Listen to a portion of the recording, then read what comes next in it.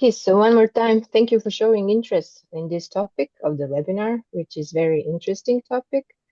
We are very pleased that this is the third webinar within the SHIFT project, which is funded by the European Union's Horizon project. SHIFT is abbreviation of the full project title, which is Metamorphosis of Cultural Heritage into Augmented Hypermedia Assets for Enhanced Accessibility and Inclusion. Basically, we are developing new technologies that will enable museums and heritage and museum professionals to use different technologies to have more access for people with different disabilities. The project is being run in the 13 countries, and I think that Razvan is still not here, so maybe for the presentation of the SHIFT project, we can leave at the end of the webinar, but we can already maybe start with our very interesting webinar titled Experiencing Cultural Heritage Through Virtual Time Travel. Today with us, we have two amazing experts that will talk about intersection of digital technology and cultural heritage and using VR and AR, virtual reality and augmented reality to enhance the presence of cultural heritage and to increase its accessibility for disabled persons. With us are Professor Dr. Selma Rizvic. She's a professor of computer graphics at the University of Sarajevo, Faculty of Electrical Engineering, Department of Computer Science. She's the head of the Laboratory for Computer Graphics, Sarajevo Graphics Group. She's also the founder of the Sarajevo chapter for interactive digital storytelling. Her research areas are many, such as computer graphics, computer innovation, virtual heritage, multimedia, virtual reality, motion graphics, and many other that are connected to storytelling, digital humanities, and virtual museums. And she has participated in many European Union funded projects as the founder of the organization Digiba. With us is also Bojan Mijatović, a teaching assistant at the Faculty of Game Design and Development at the Sarajevo Film Academy and the Sarajevo School of Science and Technology. He holds a master's degree in communicology. In Digiba organization, he has many roles such as production assistant, cinematographer, sound recordist, equipment coordinator, and many other roles that are required for Digiba to be successfully involved in numerous European Union funded projects. Some of these examples will be presented in today's lecture. The lecture will be around 60 to 70 minutes. And after the lecture, you will have the chance to ask questions. So we will leave time for your questions. I will give the floor to our presenters and thank them very much for their readiness to share their vast experience with all of us today. So, Selma and Bojan, the floor is yours. Thank you very much, Aida, for this introduction. I will just add that Bojan is also our VR director, and it's a profession that will be mentioned many times in our presentation because it's a very special way of directing. So now we will share our screen, and you will see the presentation, and we will, of course, make the presentation available in PDF after the event. We are starting with this title, Experiencing Cultural Heritage Through Virtual Time Travel. And this webinar will have three parts. The first part will speak in general about digital cultural heritage and the technologies that are used to present it. The second part will be presented about the people with disabilities and what are their benefits from digital technologies and cultural heritage presentations. And in the third part, we will present our projects called SHELeadersVR that is was promoted last year and brought a lot of publicity and success to our organization. So I will start with the first part, which is entitled Digital Presentation of Cultural Heritage Using Virtual and Augmented Reality. First, to introduce our group, I founded this group in 2004 at the Faculty of Electrical Engineering in Sarajevo. And at that time, we were really very poor, only after the war, no equipment, no professors, no qualified staff. So it was a difficult beginning, but we had many students that were motivated to research computer graphics, especially this application cultural heritage. So we started working on some small projects with students and publishing them, and that brought us some visibility. So we were invited later in some European consortiums. What is important to mention is that these projects are really interdisciplinary. So we cannot, of course, create or present historical information without archaeologists and historians. We need professional screenplay writers to write our scenarios. We are using actors, film professionals, musicians. We are using set designers, makeup artists. You will see in our show reel all of these people, and therefore we established this NGO Digi.ba that is in a way association of all of these professionals plus us from the technical sciences, and we are working together on these projects. As you can see, our projects can be divided in three main categories. First are cultural heritage virtual presentations, meaning that there are many cultural heritage objects that disappeared completely from the face of the earth and something else was built on their place, or some are seriously damaged, some are neglected.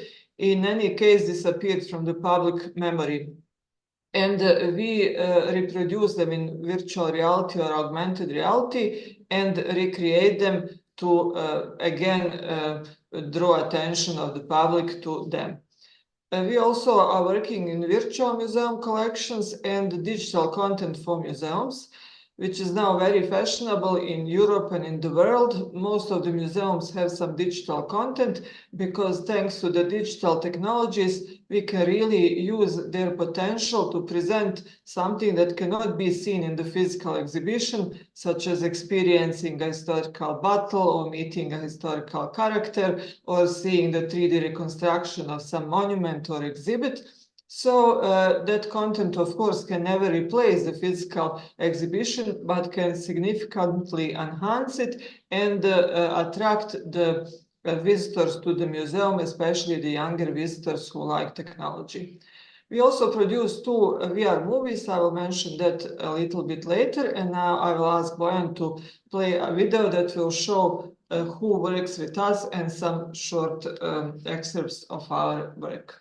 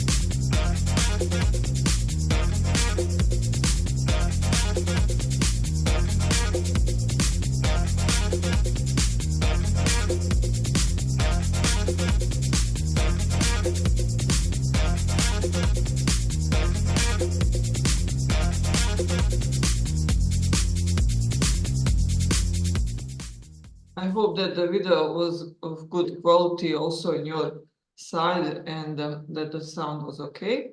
So now we will continue with some just overview of some projects that we have been involved in. First project that was a very important milestone in our work was FP7 Network of Excellence Virtual Museum Transnational Network, and actually that project has launched us in the community of digital heritage because it was a network of the most significant institutions from that field. There were 18 partners from 13 countries, and we really learned a lot and had a lot of fun in that project. And what was following were the other projects that we also were either partners or coordinators, and I will mention in more detail some of them. First of all, I would like, seeing that you are people who are not all of you or most of you from technical sciences, I will just briefly remind what is virtual and augmented reality, because we will mention many times these technologies. So virtual reality is defined as a computer-generated environment with scenes and objects that look real, making the user feel immersed in their environment. In plain words, it is when you are somewhere and you think you are somewhere else. So actually, this content is watched using this device that you can see on the screen, and you have to have this device to put it on your head, and you see the virtual environment and you using the device, your movement is followed, and you have the opportunity to really move in the virtual environment. Another technology that is also very popular nowadays is augmented reality, and it is played on the mobile devices. Basically, camera image from the mobile device is enhanced by digital content generated by computer. So this content is better from the point of view that you don't need the expensive VR headset. It can work on any mobile device, any smartphone or tablet, but also doesn't give you so much immersion as it does the virtual reality. However, this technology is very much used now also in presentations of cultural heritage, and you have on the photos in the lower right corner, you have some of our projects and how they look like on the mobile phones. The project that I also want to mention, which was another milestone in our work, was Horizon 2020 project Aymara Culture, where we were a partner, and the project was about underwater cultural heritage. Of course, you understand that underwater cultural heritage is the least accessible cultural heritage because it is simply underwater, and even if you were a diver who can reach those sites, you are not allowed because only underwater archaeologists can see and work on those sites. Therefore, we, with the consortium of 11 partners, have created some augmented and virtual reality applications that presented 3 selected sites with underwater cultural heritage to the general public.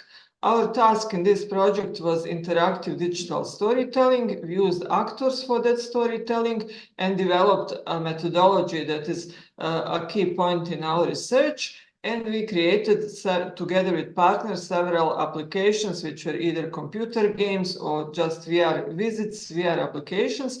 And basically the user can dive virtually using VR headset and also see the reconstructions of some monuments that are now underwater. Now we will see a short video that presents an overview of the work done in that project.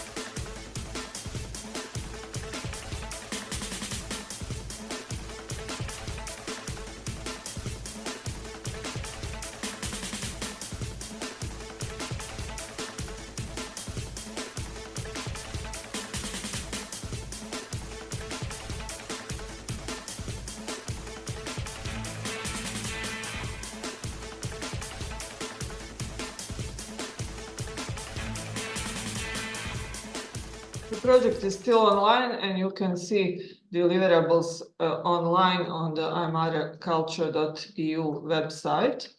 We are moving on with some projects that I will now briefly mention out of many that we have done.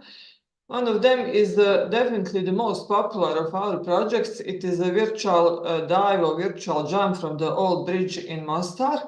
I will just briefly mention that project, and Bojan will later explain a little bit better what we have done.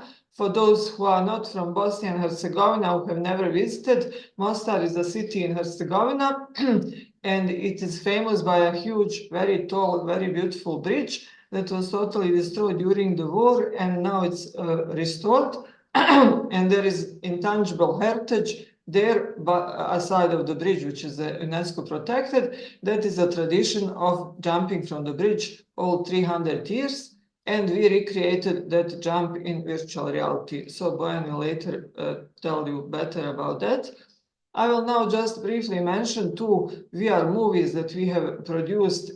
These are first VR movies in Bosnia and Herzegovina, and they are both on YouTube, so you can find them and watch them. And don't forget that to move your mouse or your pointer so you can see all around the space, because VR video, 360 degrees video, is recorded by a camera that records everywhere around the camera, all the space in a kind of ball. So the user with either headset or another device can feel that he or she is completely immersed in the environment.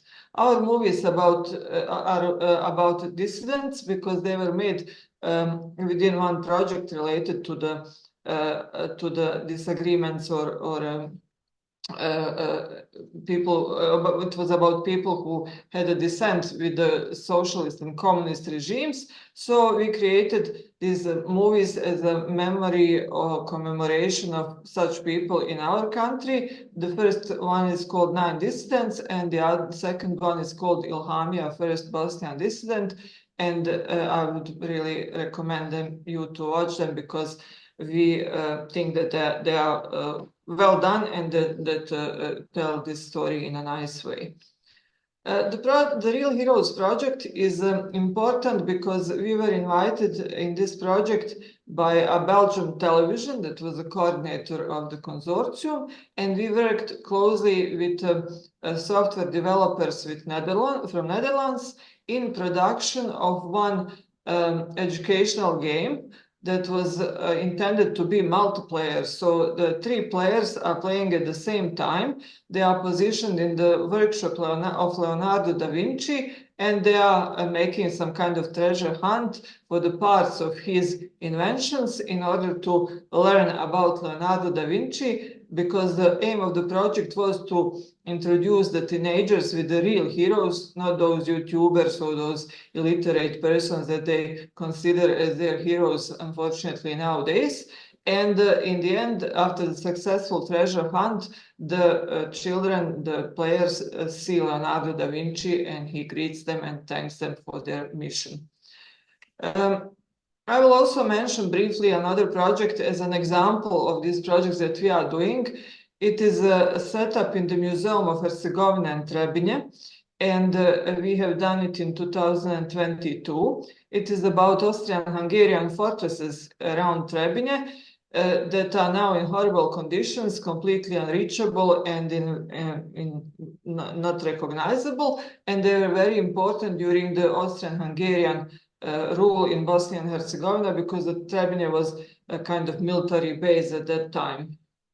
So within the project, we reconstructed in 3D 4 of these fortresses, and we created an educational game where we have two characters from the Austrian-Hungarian period that you can see in the pictures, and they are telling you stories, you as a user, stories from that period about the fortresses, and you visit one by one the fortresses as a carrier pigeon, because this place where is now the museum was a barracks with a base for carrier pigeons at that time, and the messages were transferred that way. So you have first mission to transport the message from one fortress to another. You become a pigeon, you are attacked by an eagle and escape from him.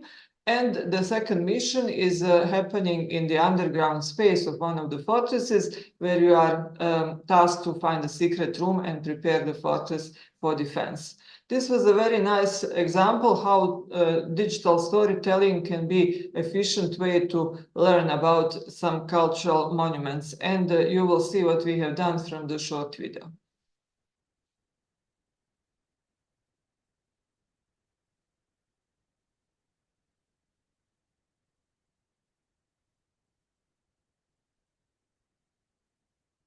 Evo nas kraj jedine sačuvane poštanske stanice za golubove pismonoše u Bosni i Hercegovini iz perioda Austro-Ugarske carevine.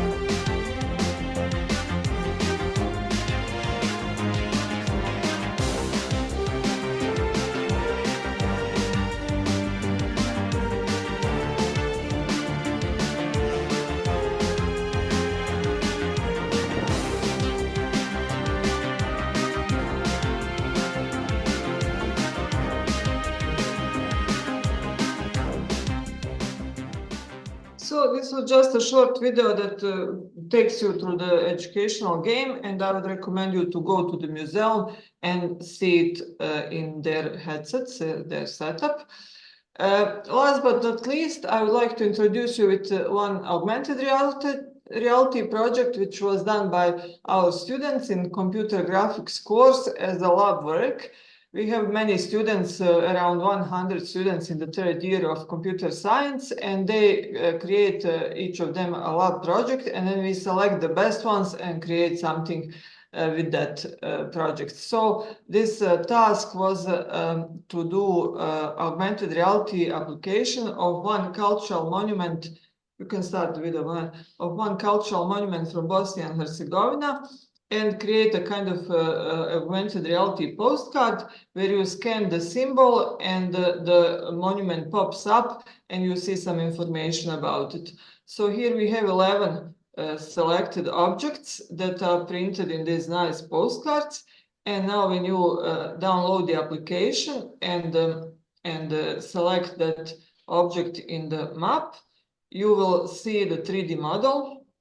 So for example, now we are choosing the monastery in Fonica, and now you will see this is the screenshot from the mobile phone, and you will see now the 3D model. Also, there are some hotspots, some points that you can press and get more information, such as some audio files, some video files, or something else, some animations related with that object. So this is a nice way how to create a postcard and enable the receiver of the postcard to get something more than just a 2D object. And this is also a good example of the AR methodology, because it shows really how powerful it is and how attractive it is to see something more through the image of your camera. This is the QR code for downloading the application, but you have also that you will have it in the presentation, so you can try by yourself, print the postcards or show them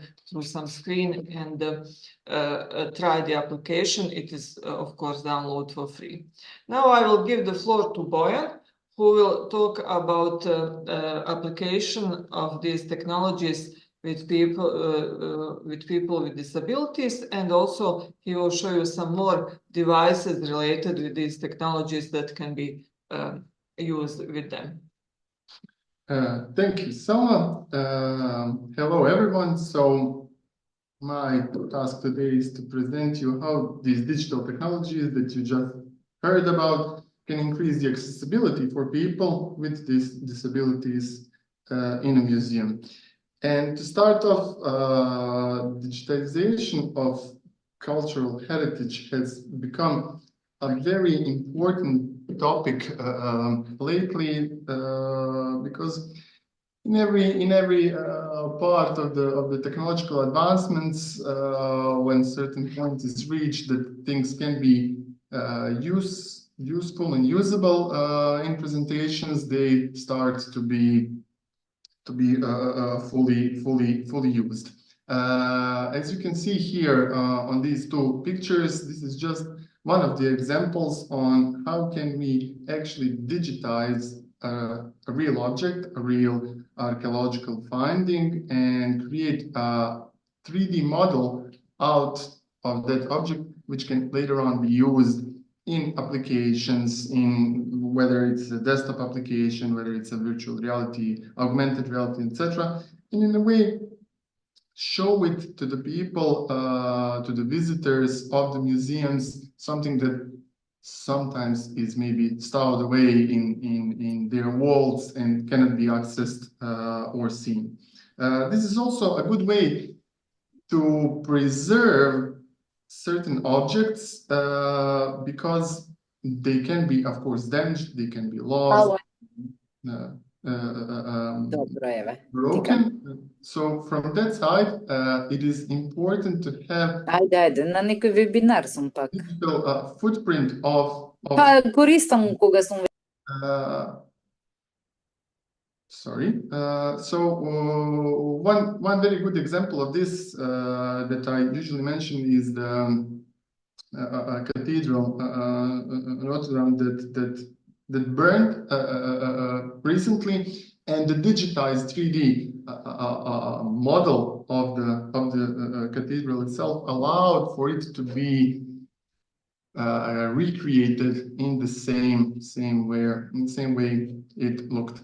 Adding a digital storytelling with these 3D models that we either can recreate using this photogrammetry or we model them ourselves can in a way enhance whole experience of the cultural heritage, because for the most people, when you get to the museum and you do not have any guide, etc., you can get, to say, confused with all the archaeological findings that are presented to you without an additional information.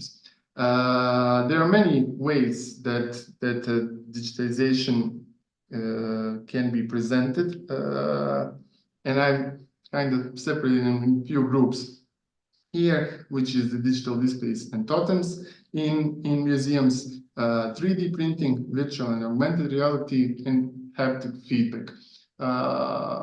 Digital displays and totems are starting to be seen more commonly nowadays with certain applications, etc., in the museums. But I would say the 3D printing and virtual and augmented reality are still, in a way, in its infancy in our country, in our region, and they even offer even more thorough and advanced view of this digitized content.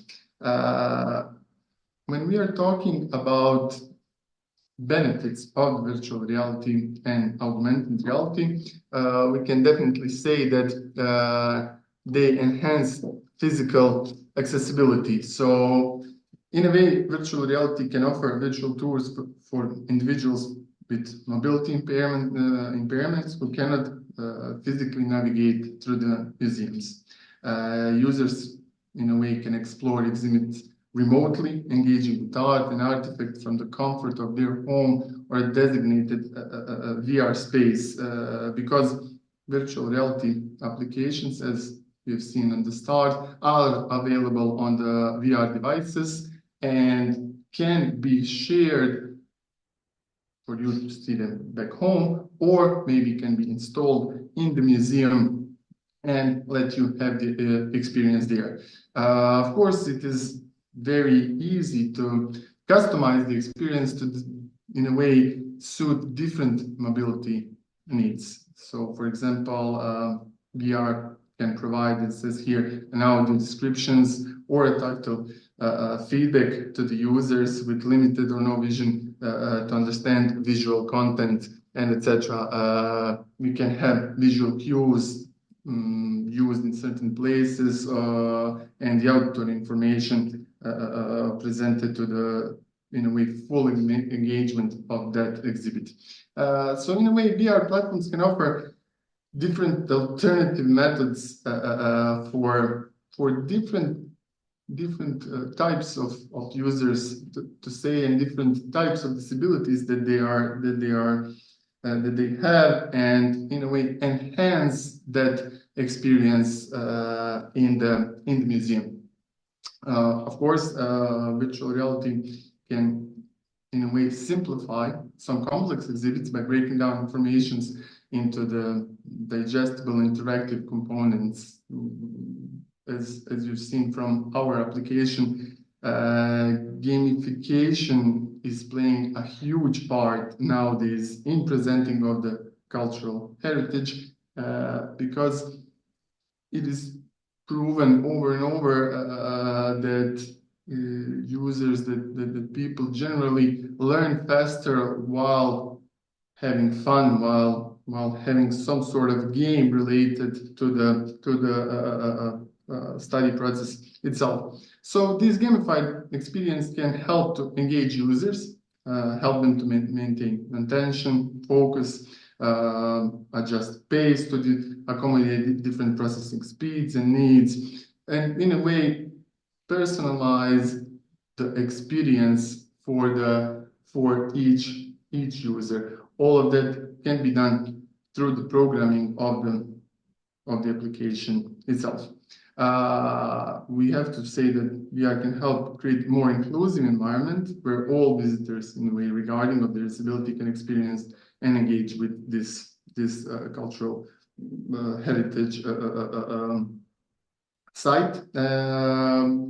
We can say that users can choose the level of immersion that they are comfortable with, from, let's say, passive observer to the active participant. And in a way, the whole applications can be designed in the same way, whether do we want it just to be like a passive 360-degree maybe movie experience, or whole gamified experience with full interaction. So you can have, in a way, equal access to the art, history, culture for the people who otherwise face barriers in the traditional museum settings.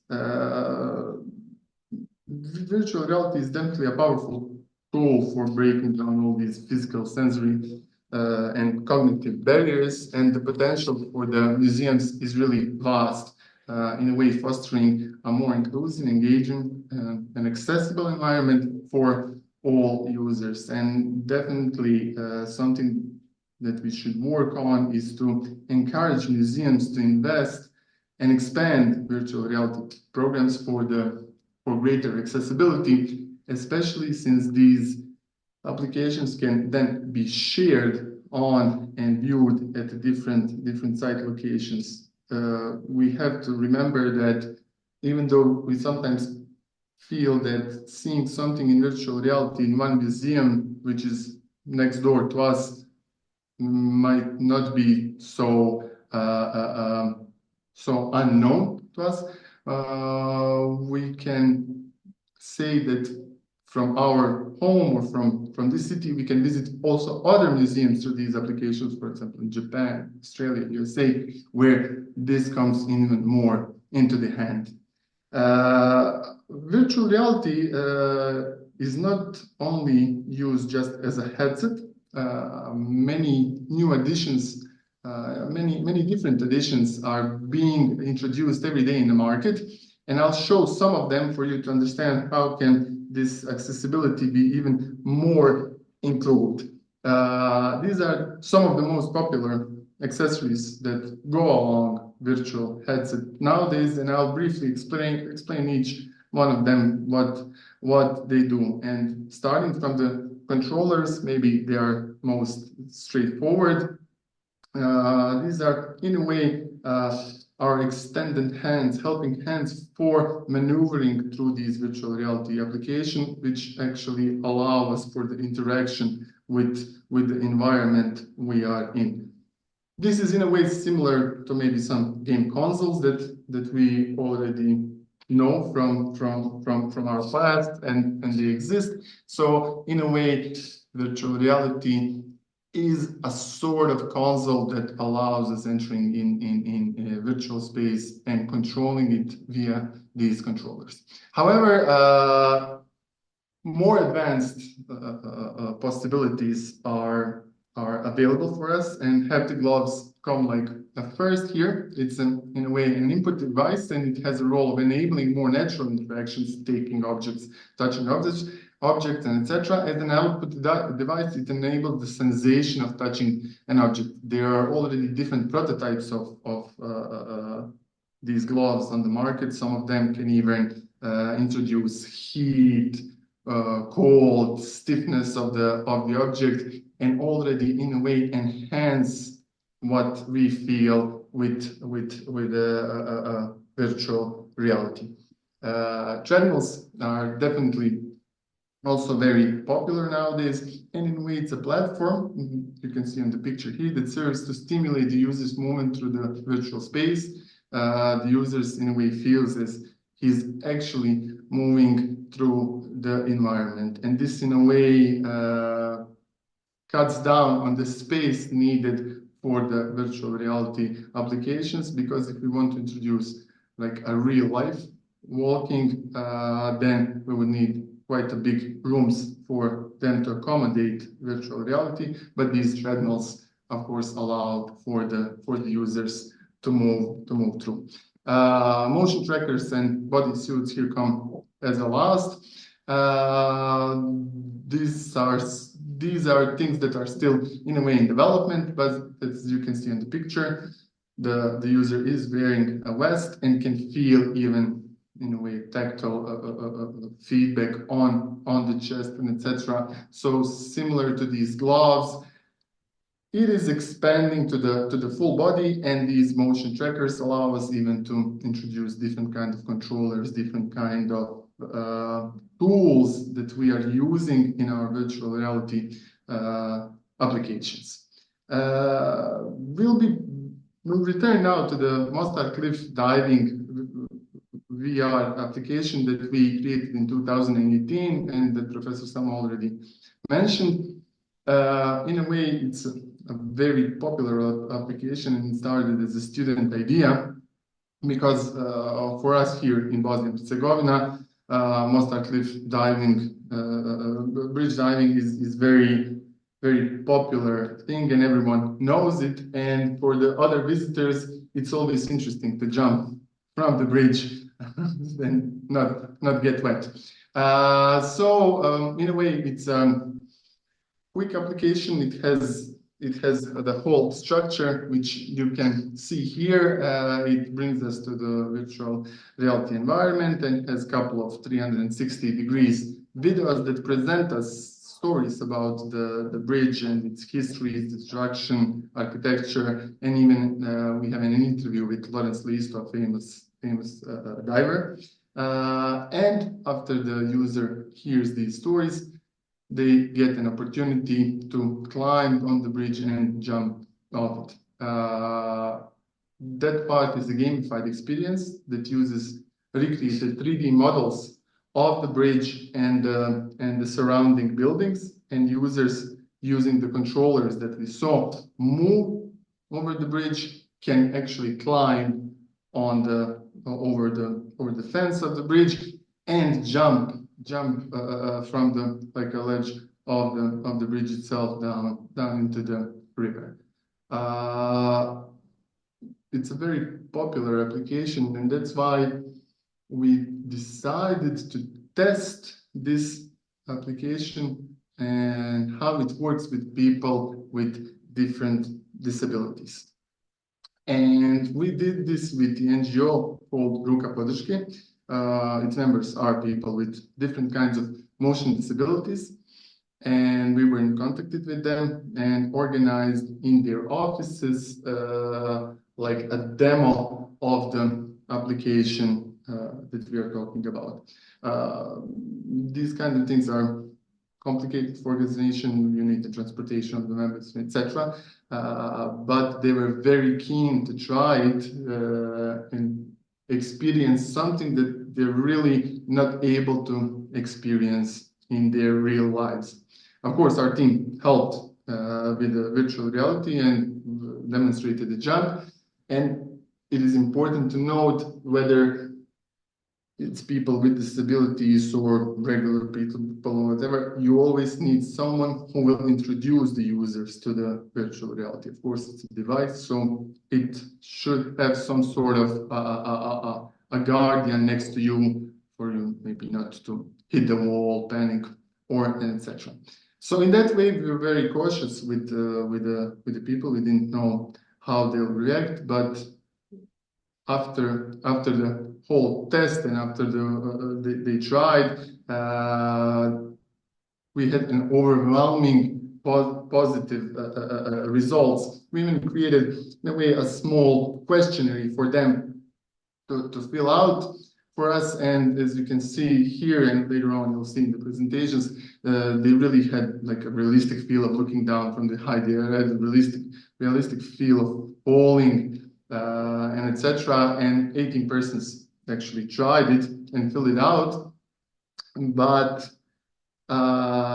among those regular questions that we were aiming for to see how they handled, did they have problem with the controls, how to navigate the application, etc. We added an additional questions in a way, what do you feel this experience with VR applications has enabled you compared to your real life possibilities and capabilities? And the idea was maybe for us to see their thoughts about the exact application and the jump itself. But this was one of the most surprising, I would say, parts, because they were happy since it offered them something that they maybe remembered from the past life. It offered them an opportunity to relive in a way something that they could have done before for the people who maybe lost some limb, etc. throughout their life. And most of them said this was like the highest possible level of immersion they ever experienced, and they're very thankful for it, which actually widened even our thoughts on creating the applications, virtual reality applications for people with accessibilities. It definitely proved us they can be really helpful. They can really contribute to something furthermore than just the experience itself. So I will conclude this part with saying that VR can definitely serve as a powerful tool also for the diversity, equity, and inclusion trainings, and in a way it can allow for everyone to experience the simulation of how it is to live with disability. And so in a way we can use this application other way around and narrow the gap of misunderstanding us towards the people with disabilities. So that said, virtual reality and augmented reality definitely have a huge potential in these presentations, because they can definitely bring new experiences to those people, and in a way even widen the ones that already exist. We will now continue with our project, one of the big projects that we created and installed in the museum, and talk about how it is done, how our application looks in the museum, and what you can actually do in the application itself. So I will give back floor to Professor Selma. Thank you, Bojan. I will continue with one of our last projects, and let's say one of our biggest projects, because this project was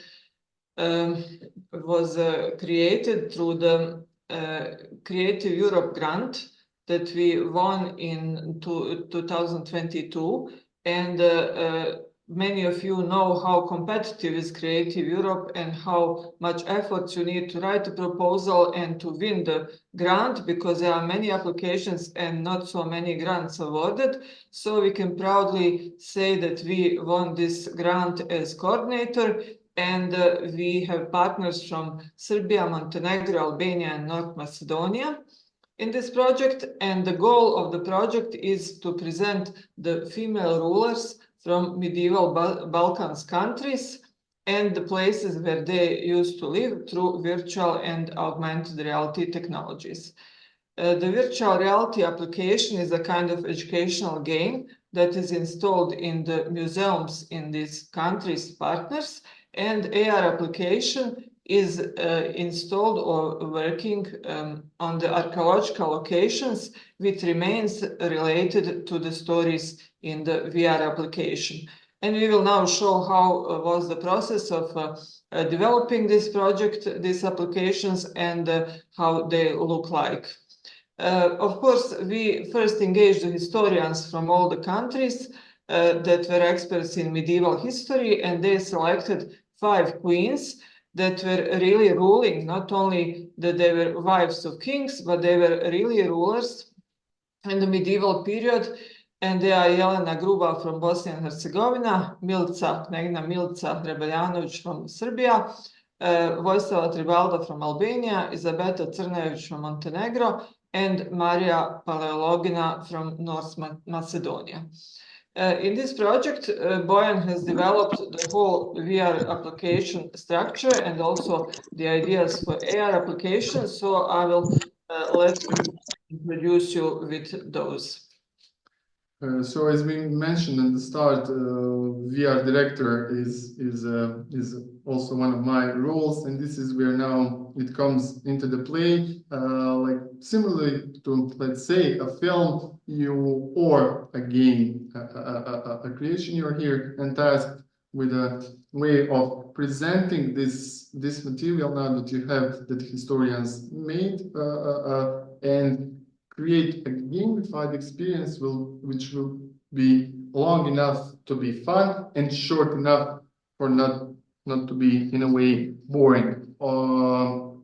With, of course, screenwriters and script writers, we engaged in a way of creating some world where user will be able to experience all of these. And as you see here, maybe picture here is small, but you will see it as later in the presentations. The application starts from an intro screen and takes us to the intro animation that will introduce the user to all of these rules that we are now creating in the game, and brings you to the starting room.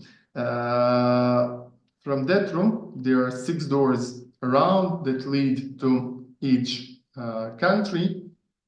We have a storytelling part where you learn about the queen, and then gameplay part. I will shift to the next slide for you to get the better feel of the room with the doors that you see on the picture up left.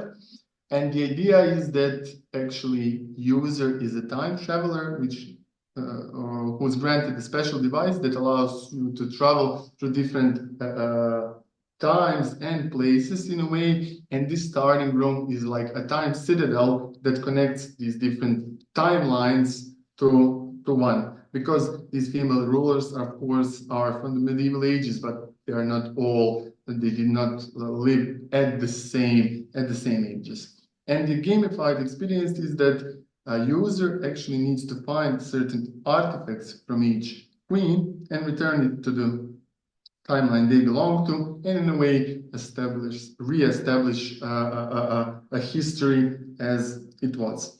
After finishing all these 5 gameplays, which are in a way different one from another, and finding one item that is related to the queen, that is actually an item from the museum that you'll find in that country, the 6th door is open, and congratulations message is presented to the user, which you see on the picture down left, and user is taken in a way in the exhibition room where they can experience all of these 3D models that we recreated for this application, all the learn stories about them, and etc., and in a way fulfill a full experience. So for this application, which is roughly half-hour long experience, we created all of these models, to say, from the scratch, all the reconstructions,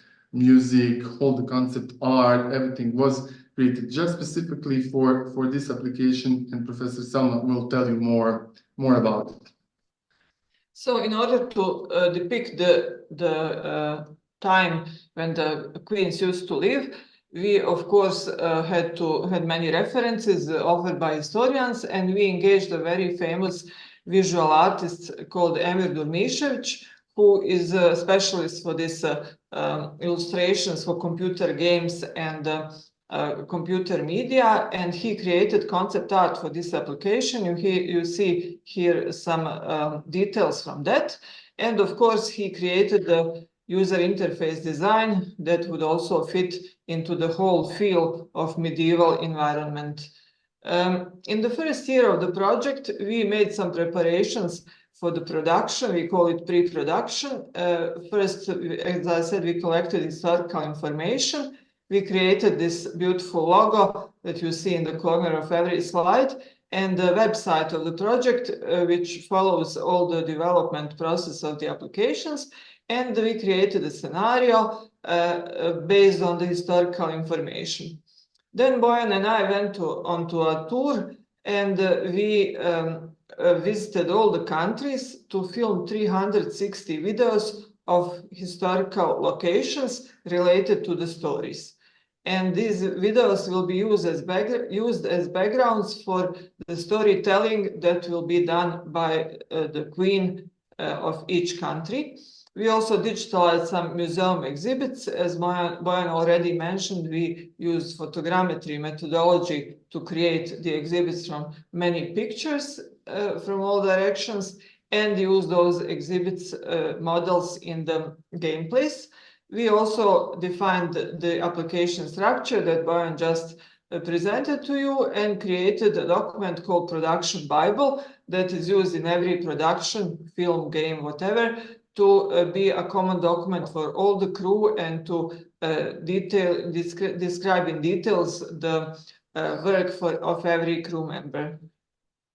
So then we started the production, which was going in parallel done by several professionals. We created so-called assets for the game, or elements of the game. First of all, we created the 3D reconstructions of historical buildings that were mentioned by historians. So, for example, in Albania, we reconstructed the old basilica in a place called Kruje, close to Tirana. And this place is famous as the birthplace of a national hero in Albania, Skanderbeg, whose mother is actually our queen, Vojsava Tribalda. And you see here the ruins, the remains of the basilica, and these 3 are renders of our reconstruction. We have both interior and exterior part of the object reconstructed. Then in Bosnia and Herzegovina, all of you Bosnians know about Bobovac Castle. That was a place where our Queen Jelena Gruba was living and ruling. And at the moment, that castle is just a set of stones and ruins. Only a small church is here as a kind of reconstruction. But actually, it was a whole village, and the walls of the castle, and the people were living inside and outside. And these are the assumed appearances of our Queen Jelena chancery, or the room where she was working, because in this gameplay we are talking about trade agreements that she signed with Dubrovnik Republic. Then in Skopje, we recreated the royal palace that used to exist at the place where now is the fortress of Skopje called Kale in the downtown Skopje. And here is the kind of footprint or just foundations remains of this royal palace. And this is our assumption how it used to look like. Of course, this is only our assumption because there are very few data about the appearance of that palace, and we took the freedom of being the coordinator of this project and also being it a game. We gave ourselves some freedom in assuming the appearance, but we also used people from who know about historical buildings from that era. Then in Serbia, we reconstructed the tower, Donjon Tower in Kruševac, because in medieval period, Kruševac was the capital of Serbia and the queen was living there. And our story is happening in the reconstruction of this tower. And in Montenegro, we recreated the old monastery in Cetinje. Cetinje was also an old capital of Montenegro, and there are remains of that monastery here, but actually the real monastery is a bit away, and it is a new building similar to the old building, but it is not the same. And we also reconstructed both interior and exterior parts. Also, we had to create some other assets, such as starting and final room. Then we also had to create the furniture, so it looks like a space where people are living. And we created many interior objects from furniture and weapons and so on. And we also added the 3D models of the museum artifacts that were created by photogrammetry. Just to illustrate how complex is this production, here is the list of music parts, music pieces that we used in the game, because every country has their own music, and also we have music and the sounds that are characteristic for the environment of the game. And this is the person who composed and made post-production of all the sound, is our sound designer Adam Ušanović, who is really a maestro in this field, and he is the only person in the region who works with 3D sound. Now I will again give the floor to Bojan to tell you how he collaborated with software developers in developing these applications. So as you saw, a lot of assets, a lot of preparation is needed when you're creating the applications like this. And with all of these combined, we get to the game engines that are used nowadays to create 3D environments and virtual reality experiences. In our case, we used Unity 3D and worked with 5 developers. To them, we presented all of these assets, and they started adding the gameplay elements, creating the interaction, combining it to the VR, merging them together into certain scenes, and etc. Adding when the music is played, when the button is pressed, what happens. So this is like a standard project in a way to create any kind of game, and also a virtual reality game or gamified experience. So the whole start of the process is just from one blocking scene where we are practicing how things work, and then later on these assets are added and created a full immersive experience. On the other side, we had those stories where we filmed 360 degrees videos from the location nowadays, and then the queen itself on each location is added to guide the user through that story. For the queen, we used our famous actress Selma. She played all 5 queens, but we created 5 different costumes for her, and in a way she breathe life to these queens in their locations. This filming was done on a green screen, and maybe for some of you who are into film a bit, it's a way of filming someone just on a real green screen, which is later on removed in the post-production and gives us an ability to place that person, that queen in our case, in any kind of environment. And here you can see that we actually added her to all, added the queen to the room that was recreated, but of course she also appears in the nowadays locations, history locations. She also travels through time with the user to tell actually a story about herself. This is just a screenshot from Bosnia and Herzegovina digital story, but each country has a whole story where you learn actually about that queen. So all of these elements are also added into the game engine and used when creating the full experience.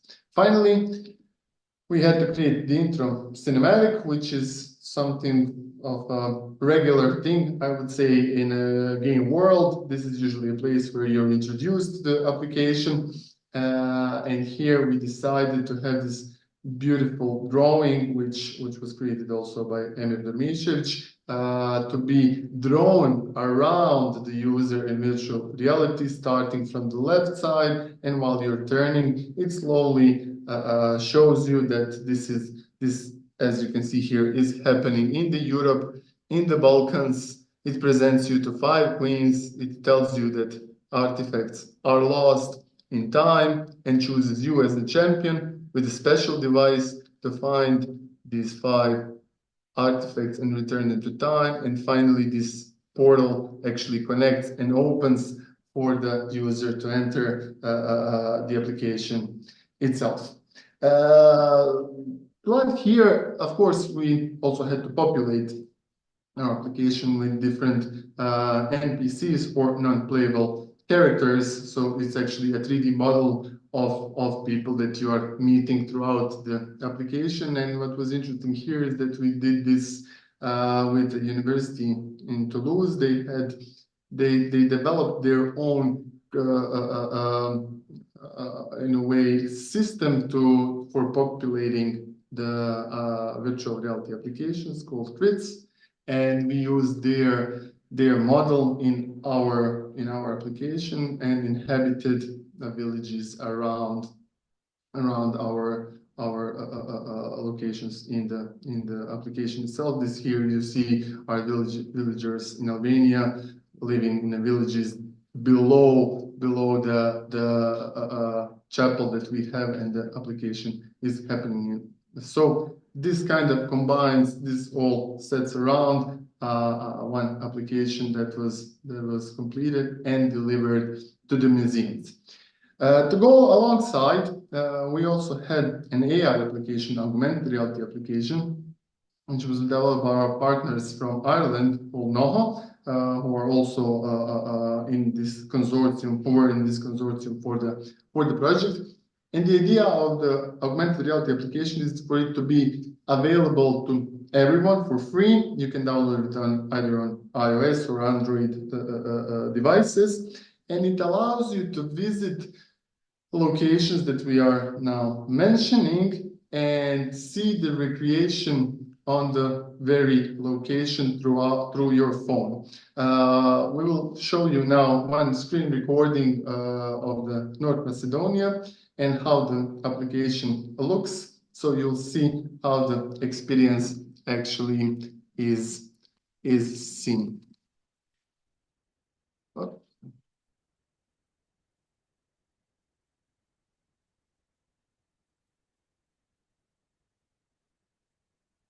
So this here is a screen recording of a phone, and you see when you align this shape, it actually places a 3D model.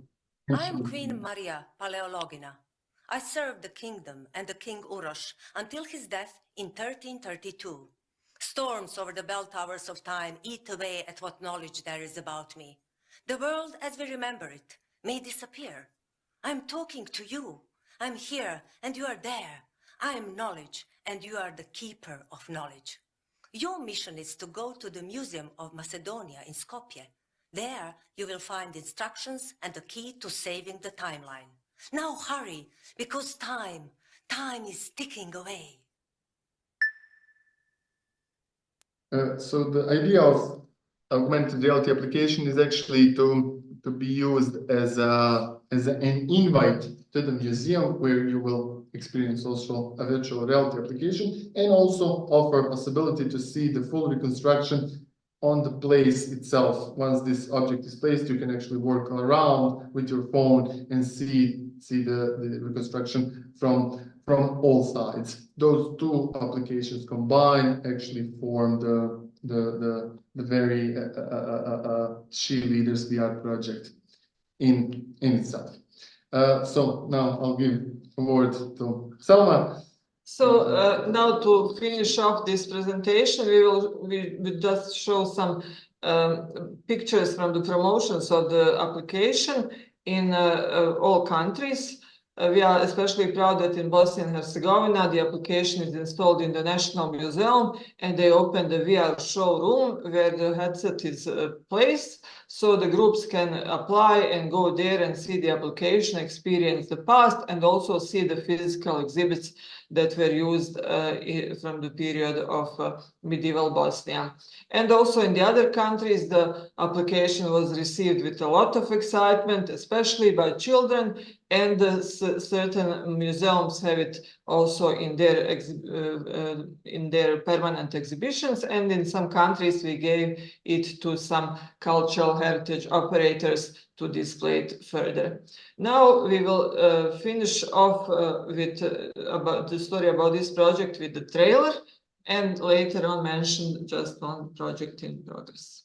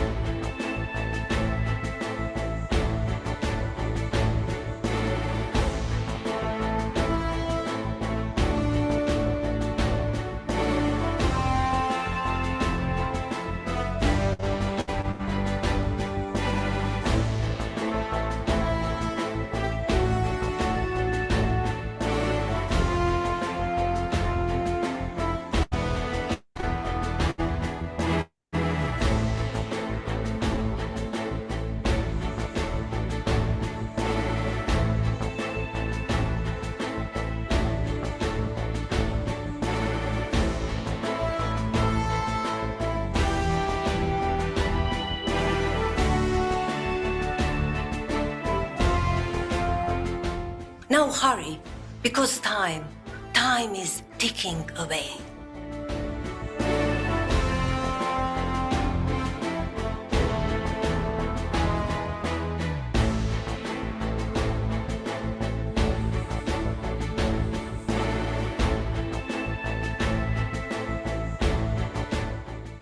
Okay, so this was a short overview how the application actually looks like. And last but not least, I would like to mention the project in progress called Stečakland. It's another Creative Europe grant that we got as a coordinator. And this time the story is about stečaks, which are tombstones from medieval period that are widespread around the Balkans area. Most of them are in Bosnia and Herzegovina, but there are also some in Serbia, Croatia, and Montenegro, which are partners in our project. And the idea is to create a magical land, Stečakland, where the ornaments from stečaks live, and the user will walk through that magical land and learn about those ornaments and their meanings. So in this project, we are creating virtual reality application that will be installed in the museums. Augmented reality will work in the Stečak necropolis. And in this project, we are finally creating a theater play that will be the first theater play with VR in our region.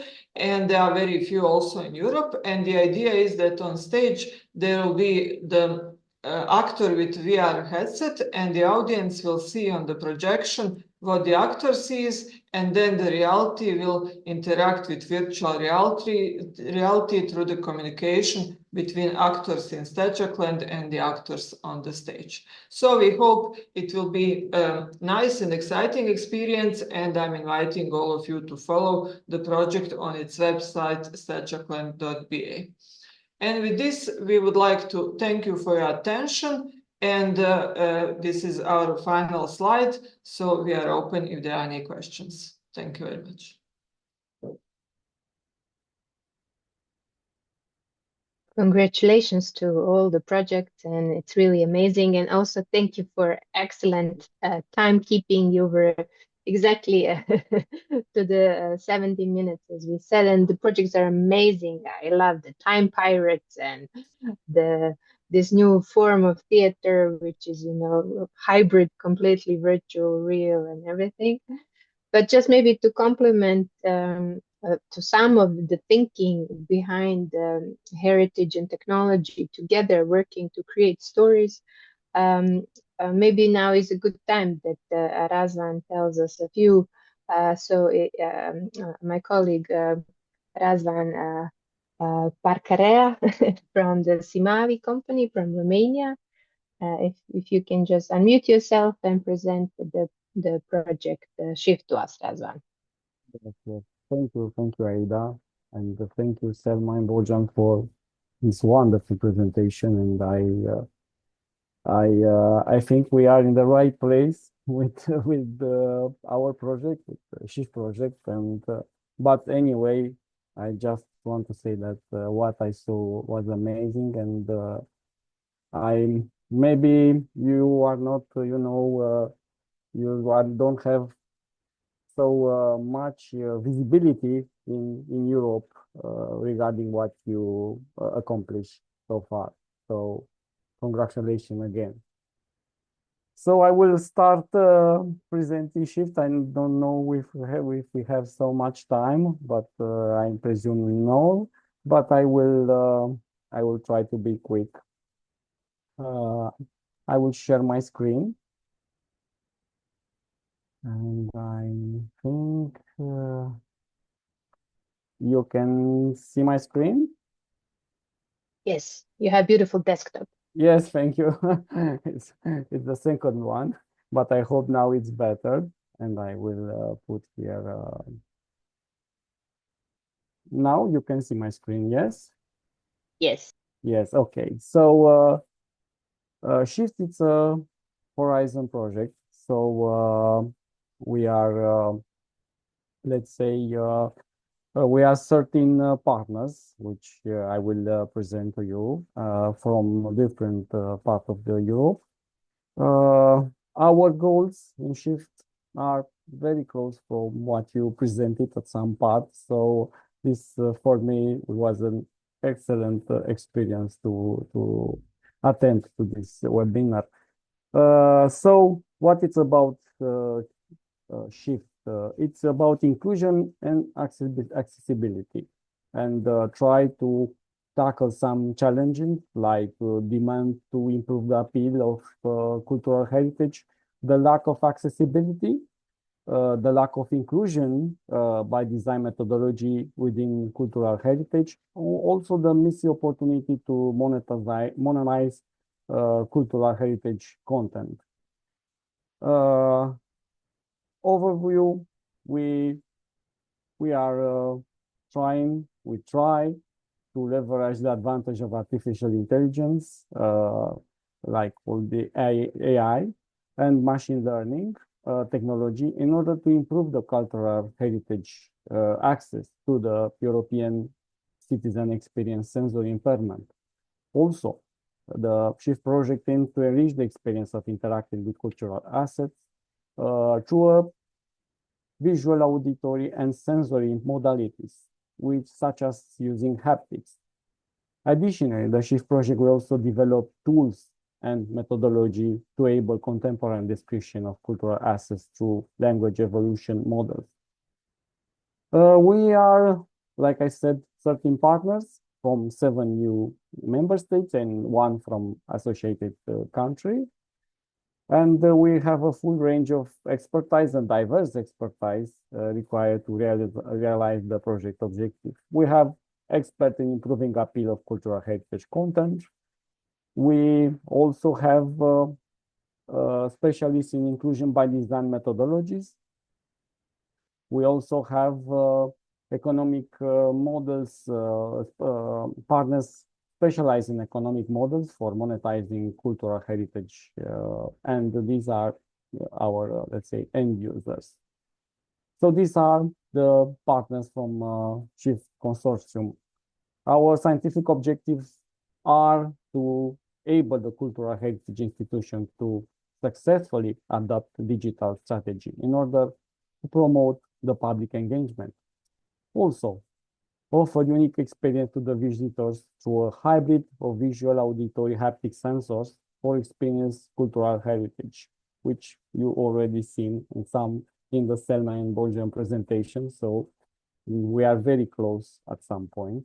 To enable the digital interaction with cultural assets using haptic technology, also to represent cultural heritage to contemporary times through the development of language models, and to adopt accessibility by design principles and tools to promote compliance with international standards. And last but not least, to implement tools to create ownership chain for protecting copyrights of digital media. So these are the scientific objectives. When I invite me in this webinar, I was thinking how to moderate our presentation, because I have the feeling that our presentation will not be, will not show exactly what SHIFT will do. So I try to encapsulate so much images what I could at this point. So I created some slide with with our SHIFT tools, and we have the haptic representation of large-scale models. I will put it's just a short movie, and I don't know if you can hear it, but I will try. The altar hall in the Pergamon Museum. Can you hear the sound? Yes. So Poseidon's son Triton, a mythical creature formed from a sea serpent, a horse's chest and a human body, uses his hooves to push a giant to his knees and turns to his next opponent. From the other side, his mother Amphitrite, dressed in long robes, storms in and destroys a snake-legged giant who is on the defensive.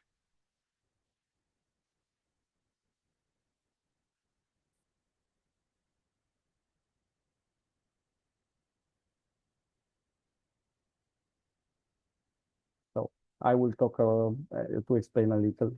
So we use the haptic technology and to on the large scale models. So the visitors can feel the objects. And this is great. Dionysus, the god of wine, and his mother Semele, a lover of Zeus, against two giants. Those figures are almost completely lost, but their names can be deduced from inscriptions. The giant Pelorus, the Euro, thrown down by the lion of the goddess. Dionysus storms with his panther and two boyish satyrs against the giant Polymnus, the Euro.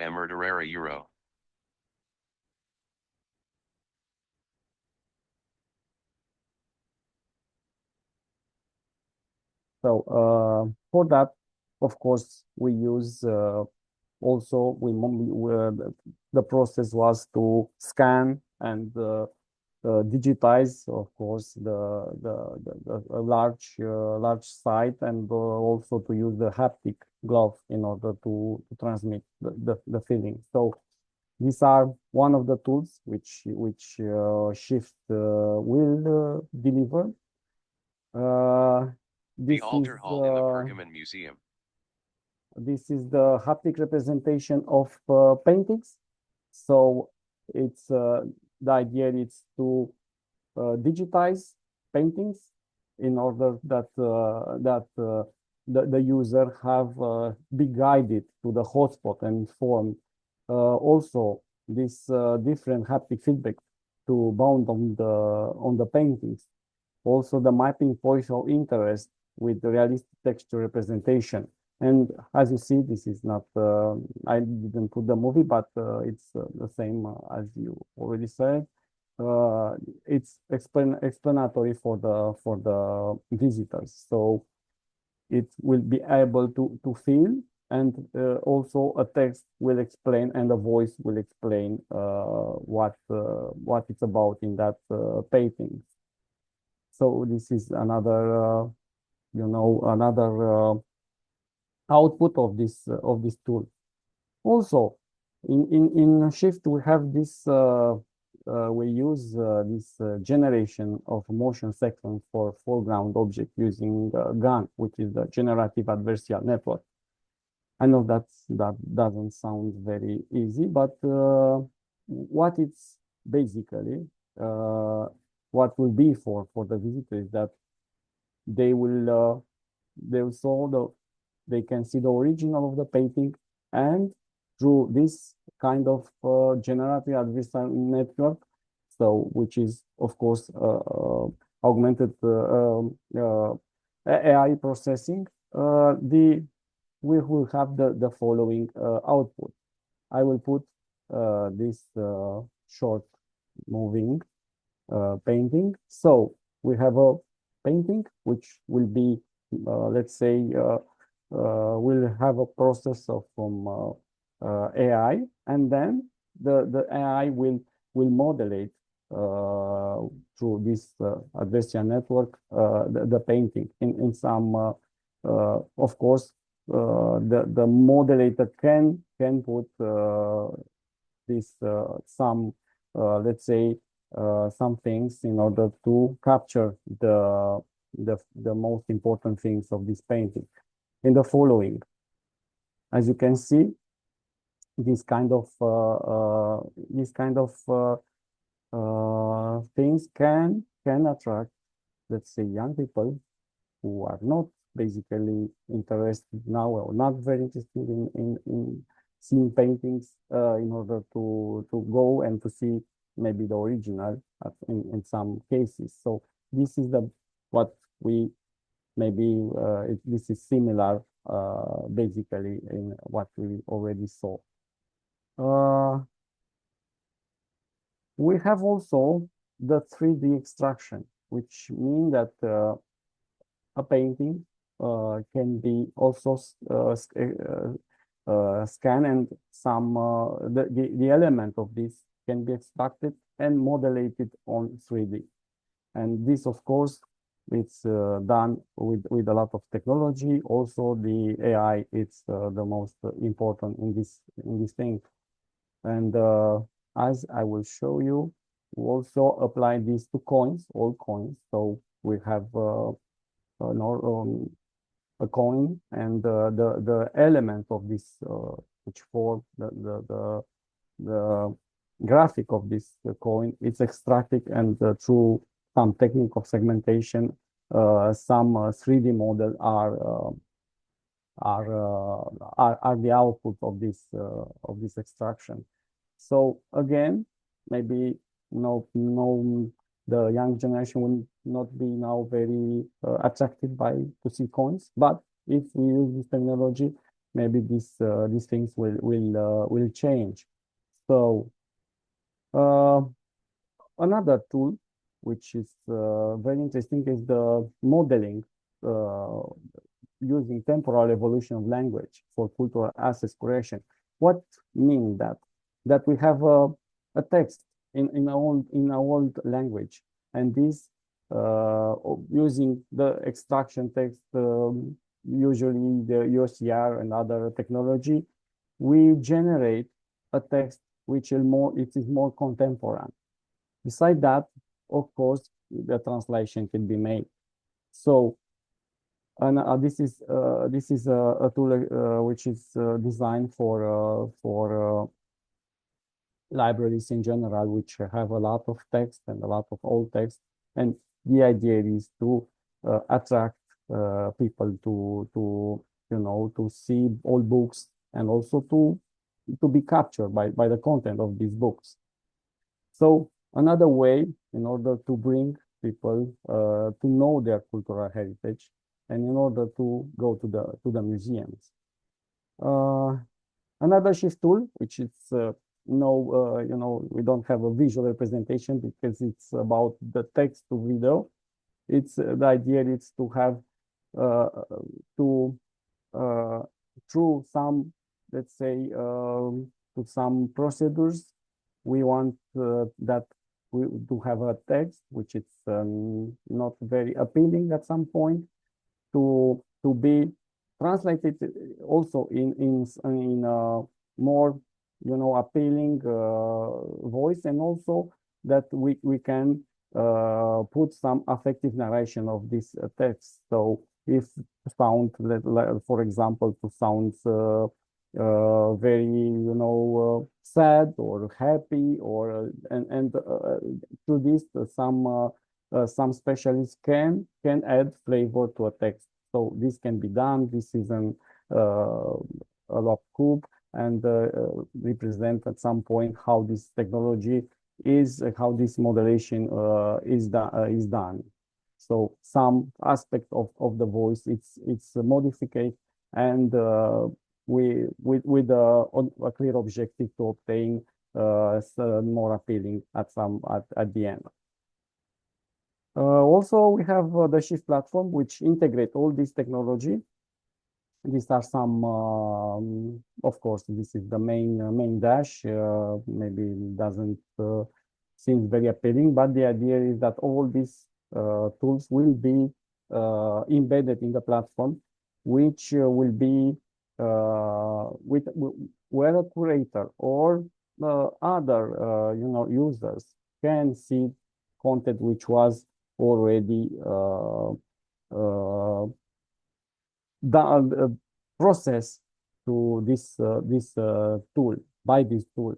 So these are some, let's say, some museum, and the user can enter in each of these sections to see the content which was already processed and to use it. So the idea is to have just one entry point to different technologies. Every technology, of course, it's standalone and can function independently, but we have a single point of entry. So this will be a tool which this is our aim for museums, for libraries, for people from cultural environment, in order to have access to this kind of tools. So these are, again, this is the repository with artifacts, and these are the main dashboard. So I invite you to visit our website, in the shifteurope.eu. You have there a lot of information. Also, you have AIDA and me for other information if you are if you wish to find more about Shift. So this is Shift. So AIDA, thank you. Okay, thank you very much, Razan. Thank you. Yes, and in the chat we received actually 3 questions related to Selma's and Bojan's presentation. Geza was asking if an institution wants to create such an AR app, what would be the scale of the costs? Like, what should we calculate with? What is expected, like the minimum and maximum cost level, just when we are planning future project proposals, for example? So thank you for the question. When talking about the price of the project, I always felt that each virtual reality or augmented reality experience is like tailored to the needs of that museum, that event, and from that reason, the price can vary quite a lot. We create the theme according to the needs of the VR or the AR application. And for example, sometimes you'll need 3D modeling of a lot of objects, whereas on the other you'll maybe need a lot of filming around different locations, even countries, etc. So you'll have a lot of traveling and things like that. Maybe we'll need an actor, maybe you want. So price can differ quite a lot, but let's say that maybe the starting price for a more basic VR AR experience when talking would be around 20,000 euros and up. And then we of course discuss what aspects do you want to have in your application, what kind of experiences do you have, what storytelling, what are the information presented, and etc. So it's very important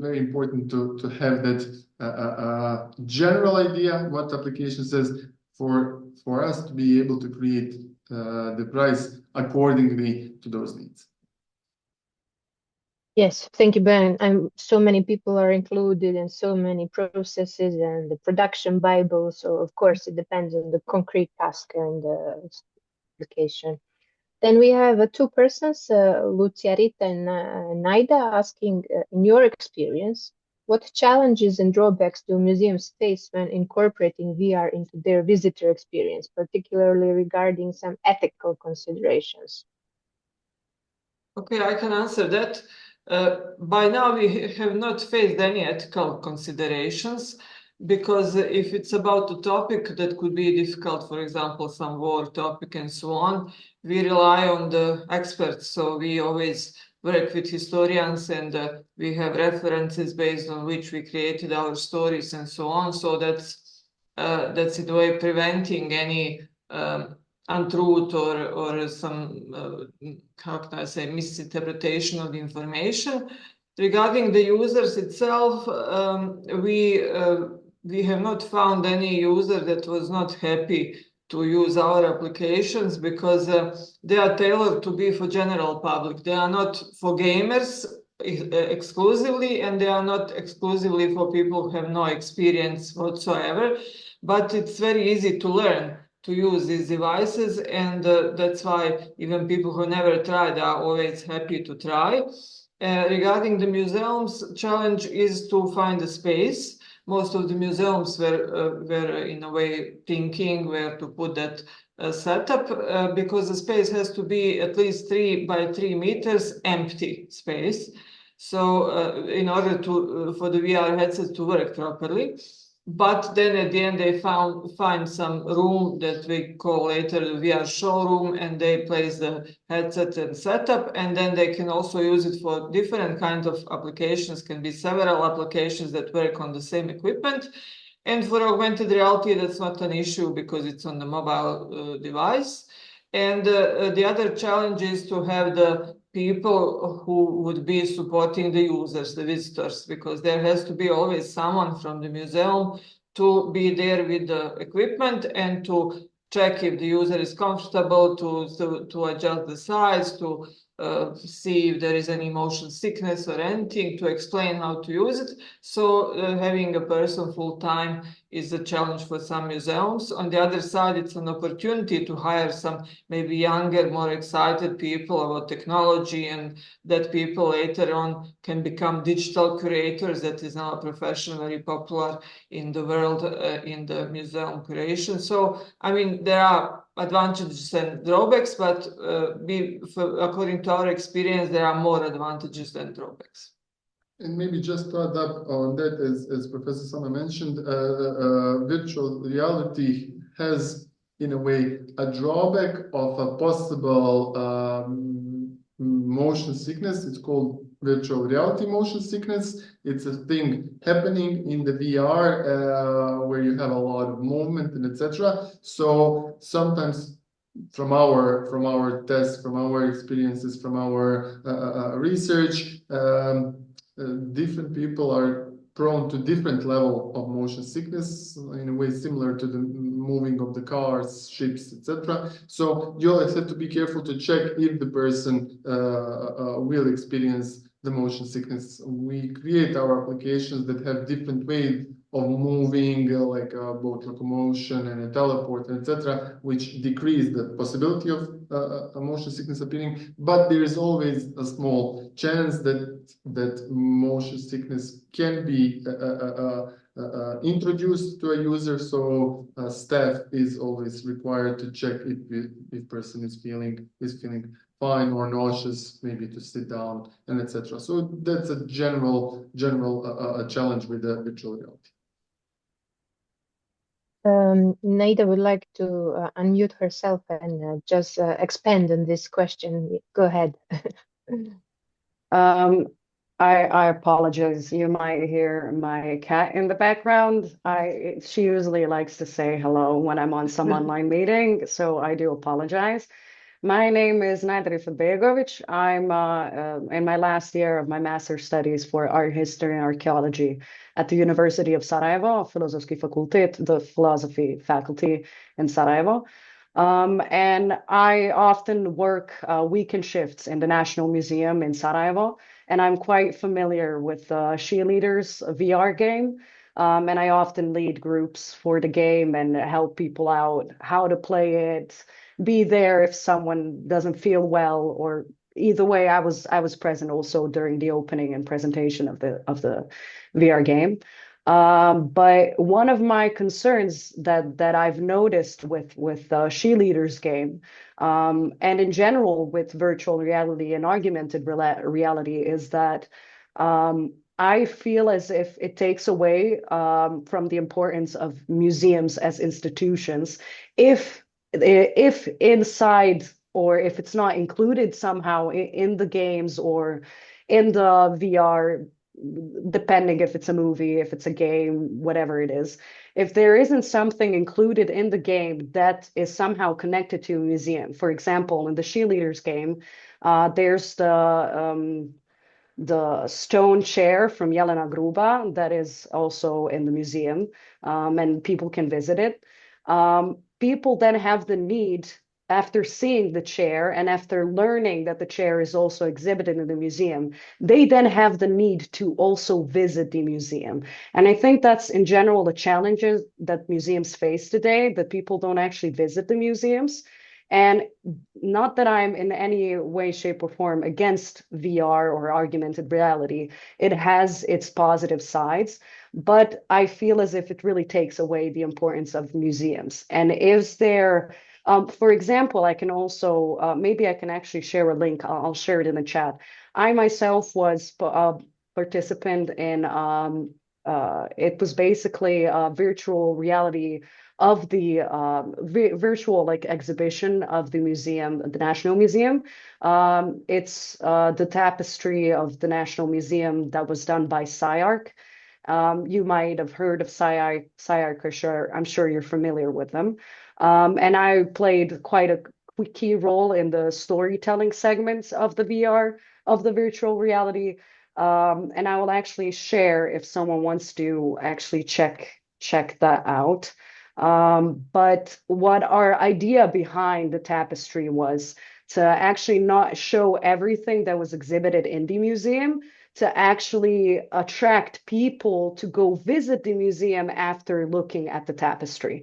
So what my question would actually be, and what I wanted to expand is, have you ever considered making something, being that you want to use virtual reality and augmented reality as a positive tool inside museums, have you ever considered how it can actually help to attract visitors?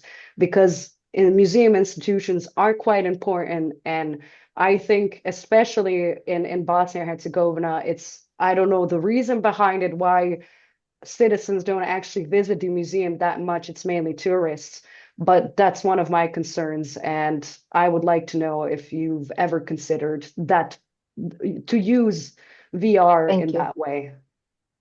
Yes, it's a good question. Thank you, Naida. And I'm very happy that you are facilitating the users in SHELeadersVR game. Yes, it is.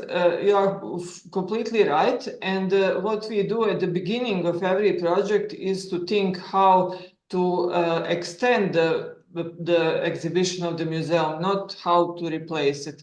But then at the end, it comes to the museum people to tell us what kind of experience they want to achieve. For example, if there is a museum of the battle on Neretva, and there is a wonderful permanent exhibition of the objects from that historical battle. But of course, the visitor cannot become a member or a part of the battle, participant in the battle without VR. So in that case, VR is completely complementing the exhibition, and it makes sense to offer also that additional experience. And then later on, he or she can recognize some objects that were used in the game and so on, as it is the case with SHELeadersVR. So in brief, the answer is yes. We always would like to have the VR content attractive enough for the museum visitors to invite them or to motivate them to come, and then to be a part of the exhibition, so the rest of the exhibition would be even more interesting for the visitor than without it. And the next question asked by Mert is actually, have you been able to measure positive or negative effects on the target audience of this project? Which methods have you used, and what are the outcomes? Bojan did show us the statistics of the questionnaire done with disabled people, but maybe apart from interviews and questionnaire, how do you measure both positive and negative effects? What are the areas that you look into? Yes, we are also researching this area as a computer scientists, and we are publishing this research. So, of course, in every research, you have to prove your thesis.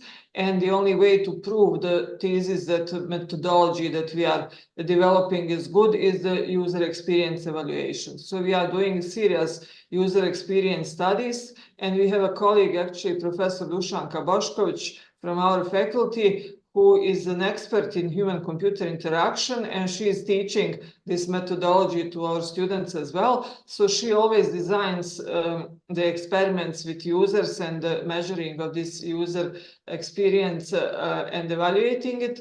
And if somebody is interested, they can download our papers or email to us. We can send the papers, because at the end of every paper is the user experience evaluation study with statistics, with design of the experiments, how many people were introduced there, and so on. Basically, first we do the expert evaluation because it takes less people to do it, and it's qualitative. We do interviews, and then we also we remove some problems with the software if the users find them, and then we ask the museums also to share with visitors the questionnaire, and then we analyze those data, and actually we are trying to evaluate the level of edutainment in our applications, which is a combination of entertainment and education, because we care about both. And so, yeah, I will not now explain wider, because it's quite complex statistical procedures. So you can see it in our publications. If you like, you can email me and I will forward them to you. Thank you very much. We have a lot of words of praises. You can see in the chat, people say that they are so grateful to have this opportunity to hear about your project. And we are running out of time. I just wanted to ask one question related.